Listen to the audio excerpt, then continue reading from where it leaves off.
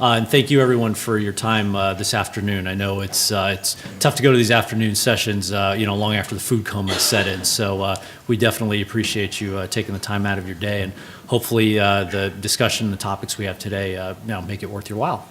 So first of all, my name is Sean Mahon. I'm the Chief of Solution Planning and Delivery with Trinity Technology Group. We're one of the system integration firms based here in town, and do a lot of work for various state and local government. So perhaps some of you have heard of us, but for those of you that haven't, hopefully this is a good introduction to who we are, what we do, and how we approach things. So today, for the topic that we're presenting, kind of a long, drawn-out name there, and about embracing the culture change in technology. But to put it in simpler terms, it's the whole thing with business intelligence and data analytics, data warehousing, all of the things around what you can do with data today. Technology is definitely a big part of that. But the other piece that isn't discussed or as well considered is what are the organizational impacts, right, that have to be at least considered, thought through, and resolved in order to allow for that technology to be best used. So that's what we're going to focus on today, is more of a two-part conversation. We're going to talk first about what are those organizational change aspects that either are happening today or you need to consider as part of a precursor into actually building that technology platform into how you handle data into your everyday lives. And then the second part is we're going to get down into the weeds a little bit about some of the new and interesting things that we're seeing there on the market.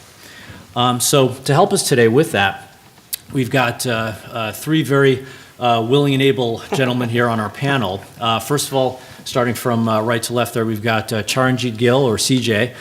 He's the Data Management and Analytics Manager at Covered California. Sitting next to him is Robert Dolan. He's the Market Segment Director for Public Sector at Tableau Software.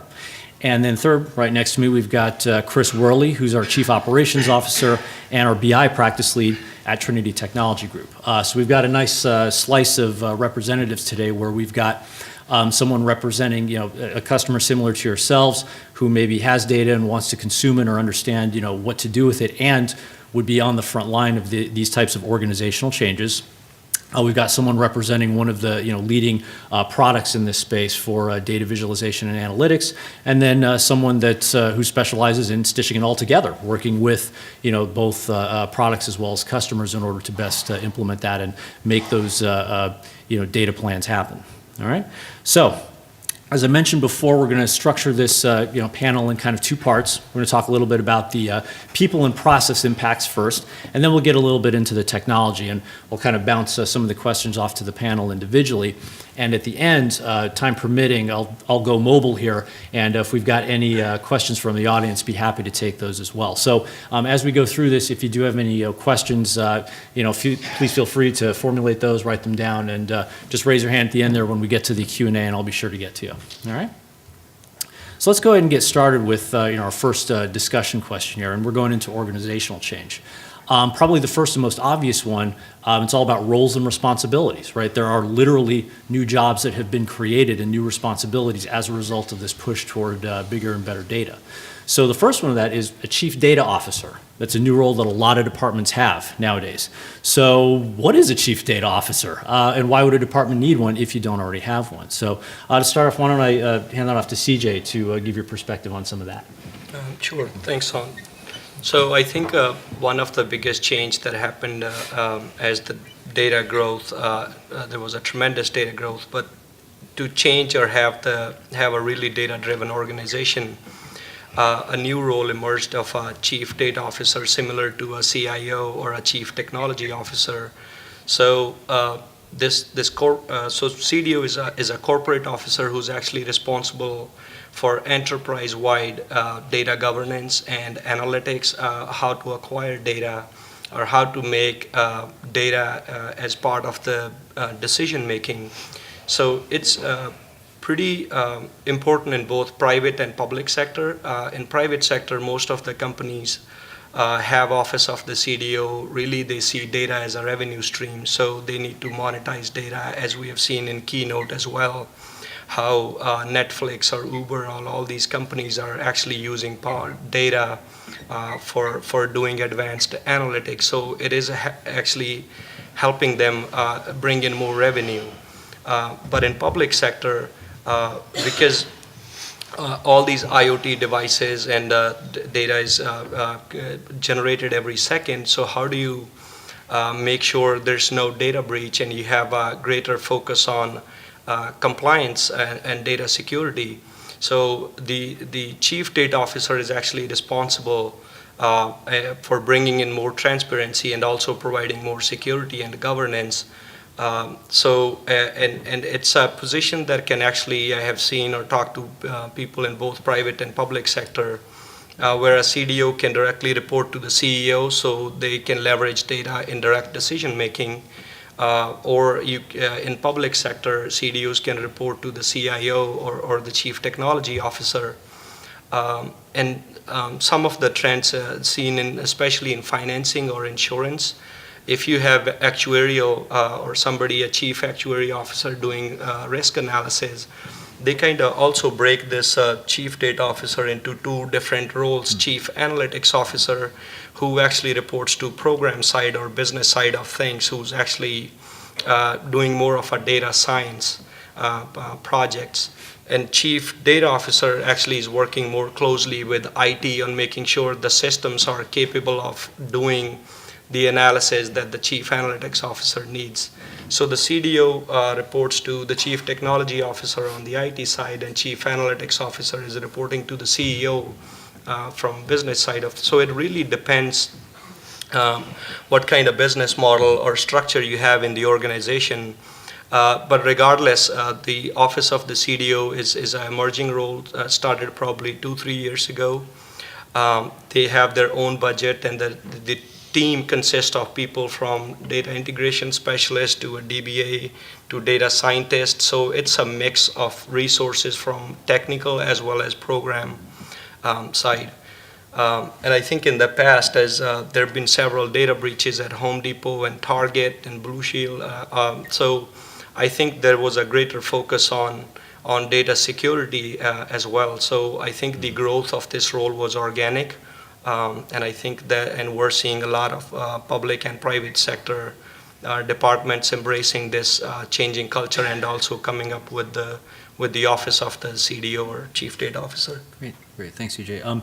You mentioned a really good point, which is kind of that it's a single role, but it can almost be like subdivided between business and technology, right? And that's true of a lot of these, types of roles, is that it's not just purely technology, it's just not purely business. It often, runs the swath. So that's a good segue into the next, question, which, Chris, I'll punt over to you, is, Sure. What are those other roles that we're seeing above and beyond the CDO, and, how do those kind of equate to the business side and the technology side? Yeah, so looking across the state, I think I see, in addition to a chief data officer, I think I see two roles coming out. The first one we're already seeing, which is the request for data scientists, whether that be internally, growing out of departments that already do some statistical analysis. So the engineering departments like water or Caltrans, that's a natural growth for them to go from statistics to data science. But I think we're also seeing it as the departments who try to get their arms around big data. And one of the things is we're sort of at a point of BI in the state where we're moving from being reactive to proactive. And part of being proactive is doing some prediction. And what's going to help you with that is developing some mathematical models. So I think we're already seeing data science in the state. I think the one that we're going to see coming up soon is data steward. So these are people on the business side who understand the business data, but they're going to take an active role in data governance or report into a chief data officer, but they're going to help the organization prioritize investments in data. I think, CJ, you talked about organic development of a chief data officer. I think part of that has sort of been changing views of data in the state. It used to be data was a byproduct of the systems that either consumed it or generated it. But I think more and more departments really see data as an asset, one that stands on its own. A lot of these tools are commodities, and people are fine if they change over time, but their data is not. They're going to own it forever. And so part of that is having a data steward who can help prioritize, cleanup or generate ideas on other data they need, or maybe other people that see it. So, so I think we're already seeing data science in the state. I think data stewards we're going to see a lot more of coming up. Cool. All right. Thanks, Chris. So, on that topic of kind of these new roles, I want to kind of roll that up, one more level. Rob, question to you, just kind of having a presence, not just in California, but nationwide, right, through Tableau. Who is it that's asking for business intelligence these days? I mean, is it role specific? Is it organization specific? Is it industry specific? Is it all of the above? Can you kind of share your thoughts on that? I can. It is all of the above. It's actually everyone. It's every one of us. I mean, if you look at the traditional organization, you've got managers and leadership at the senior level who want to know how we're doing against achieving our mission goals and objectives. That's all data-driven decision making. You've got folks throughout an organization that want this information in near real time to understand how we're doing. But you're starting to see this explode out beyond the organization. So if you look at what some governments are doing around the country, they're pushing information out to us as citizens. So the state of Ohio, for example, you can go online and you can look at how their budget spend is going. You can go on to the Tennessee Department of Economic and Community Development and look at their key performance indicators. We see open data being pushed out by government organizations, and we see citizens and not NGOs and universities and other organizations taking this information and starting to use it and apply business intelligence against it so that they can begin to look at policy and how we shift policy development and how we roll out programs. And so it's becoming that it's pervasive across the organization. I think most people don't know that they want it. I mean, asking when we generate a report, a 100-page report, and we put it on somebody's desk, and that's BI. Information in a spreadsheet is BI.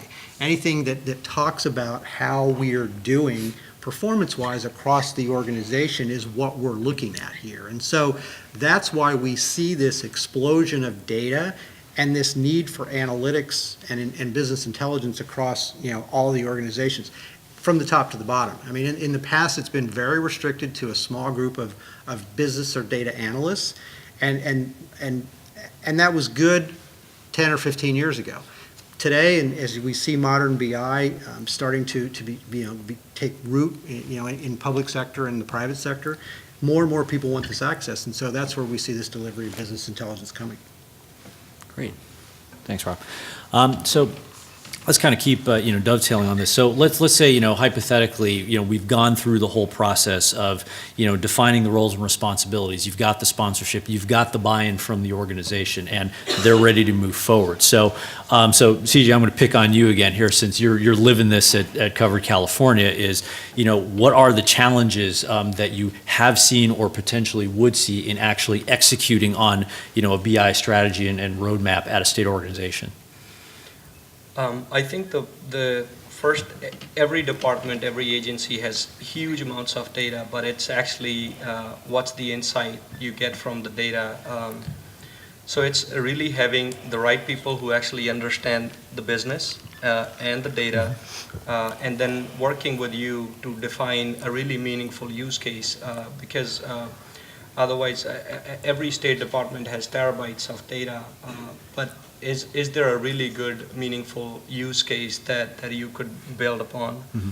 So I think first finding the right resources and then working together as a team. We have all probably worked on big data warehouse deployments where you build a report, you present it to the business, they're like, this is not what I asked for. So it's actually backtracking or doing the reverse engineering. You start with a really good use case, maybe probably drawing some visuals on a piece of paper, and then see, okay, this is what you're trying to achieve. So let's see where the source of that data is. How can we connect to it? How frequently do you need it? So that kind of defines it's just having really a good, meaningful use case. Mm-hmm. That kind of defines the whole strategy around. So I think that's one. And second is if there are any interagency or intra-agency data sharing agreements, the problem we especially run in public sector, there's a lot of red tape or statutory limitations when it comes to data sharing. One department does not want to share data because everybody is administering their own program. So I think there's some changes that need to be made at the legal compliance level to make sure, maybe come up with an API at the state level where, thinking from a citizen's point of view, they don't want to fill the same application with 5 different departments who are, let's say, helping administering, let's say, a healthcare program, getting from applying for eligibility of benefits all the way to getting care. So thinking from a Californian citizen perspective, you want to provide them with an experience that is seamless. You don't want, like, oh, we have to wait for this department to release this information. It's going to take 5 weeks to get that data. So I think it's having the agencies open up or work with each other to make sure that you have access to the data that you need. I think that's a good point. We see that a lot in fraud analytics, where you have departments, even within the same agency, wanting to share data, but if they don't have an agreement in place already and they've never done it before, you can go 3 months with a department just trying to figure out its process for how to process a request and what it can release, and are they going to charge for that? Or so, yeah, I think departments need to start thinking about, even if they aren't getting requests from other departments today, what is our process for sharing data outside? Because, yeah, I mean, part of this is you get more insight the more data you have to look at, and internal data alone isn't going to cut it anymore. I mean, you're going to need private data from, credit authorities or, utility companies or other departments. And so, yeah, trying to come up with a process proactively for how to share data is definitely, I think, something people need. Well, I think we get wrapped around the data, right? And I think CJ's right. I mean, data is the vehicle, right? The use case or the question that you want to get the insight into is what you've got to focus on, and you've got to then pull in a lot of different data that you might not have necessarily thought about. If you look at one data set and say, okay, we're going to use this and we're going to do a whole bunch of analysis, I mean, the next question should be on what? I mean, what is it going to tell you? What do you want this stuff to tell you?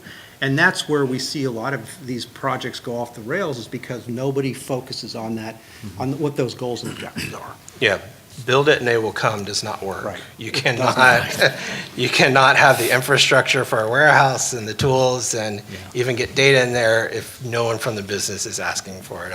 I've been on that side of it, and it's not sustainable. If you don't have business, with questions to answer, then yeah. Yeah, and that's, I think, a great dovetail into the next question, right? I mean, one of the most well-known and easiest ways to actually consume data is report generation, right? In the context of potentially a data warehouse, or just in the context of a typical line of business application, right? All of these systems that we have running where, there's always a requirement to need to be able to generate reports out of that. So, how has that changed in the last decade, given a lot of this shift about, kind of this data first and data as an asset mindset?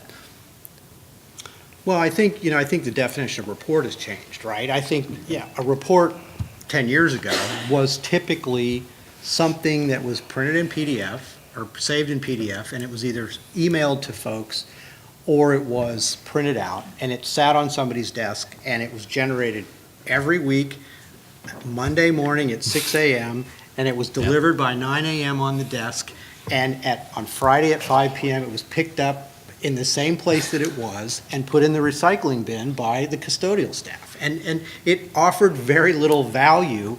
I shouldn't say very little value, but it wasn't consumed by the majority of people who needed to consume that information.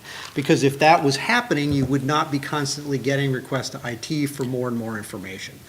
So a report now you have to be able to interact with the data. You have to be able to get in there and understand. If you're going to have questions, you're going to look at something and you're going to want to explore that further. discovering what we call those unknown unknowns as you drill into the information. You can't do that with a paper report. You have to be able to do that with a platform that allows you as an individual to do that interaction. And to Chris and CJ's point, to pull in more information, other data sources if you're still inclined to do that. And so we've seen the report in its traditional green bar definition, evolve into what is a web-based dashboard, for example, that shows you mapping, shows you a map of the state of California and lets you hone in on a particular county or a particular city or a particular neighborhood. And that is that interaction that is so critical these days around analytics. Let me give you an example. The DC Department of Transportation, my hometown, during a blizzard, right? They wanted to know where their snowplows were. Now, 5 years ago, knowing where they were every hour was perfectly, the supervisor was perfectly happy. 2 years ago, the same guy was upset that it was taking 10 seconds to update that information. So you can't do that with paper reports. You have to do that with something that allows you to interact with that information. And that data was coming in constantly to that Department of DOT dashboard to update that stuff. And that's how we've seen this evolve. It's changed that way. Yeah, I think I worked on one of the projects here where we had like about 200 legacy reports coming from a mainframe system. And those were distributed print binders to pass on to other departments or put them on a CD, and then you send the CD with the password, zip password. But that was really a very cumbersome way, and also there's a huge risk of data security. If somebody forgets that piece of paper on the desk, there can be somebody's social security number, their health information. So these modern, newer tools actually, you author once, you set the job to can be real time, or you can refresh the data based on whatever frequency you need it to be refreshed. And then you have mobile apps. For every platform, you have this responsive design layout, so you author once, and regardless of what device you are on, if you're on a desktop screen versus an iPad or an iPhone, your report adapts to the screen layout. So pretty much there is no reason to print or distribute reports on a CD. You log on to the portal, subscribe to the report you need, you can get alerts delivered to your mailbox. So I think the whole landscape of give me a report, somebody writes it up and distributes, changed to instantaneous reports. And if you have a cell phone in your pocket, you have access to the entire enterprise reporting inventory rather than having one PDF printed for you. Yeah, I think that's a report change when I did my first BI project probably 10 years ago, which is probably why the question's phrased this way. Report was sort of considered an IT function, so much so that it went through a service request process. If I needed a new report out of my system, I went to the same place where I requested a phone for a new employee, so it was an IT service desk. Today, it is all about self-service. I mean, the IT organizations I'm working with don't even want to have report writers on staff. They want their staff to be spending time getting more data into the environment, and people want to be able to play with the data more than they ever have before in the business. I mean, so yeah, they want it on their phone, they want desktop tools, web tools, so they can go in and slice and dice, because a lot of it is I don't necessarily know the question I need to answer. I sort of need to look at the data and let it sort of come out and suggest it to me. So yeah, I think one of the big changes is sort of moving to a self-service model. I think with that, it's, and I hate to use the word, but it's agile also, right? So, or let's say it's iterative. I don't know if it's agile, but yeah, I think we're certainly seeing a lot more requests of, iterating through and in real time, and IT sitting with the business in front of a TV or a projector and going through the data and slicing and dicing and then coming out with that dashboard together. So yeah, it is much less throw it over the wall and much more interactive.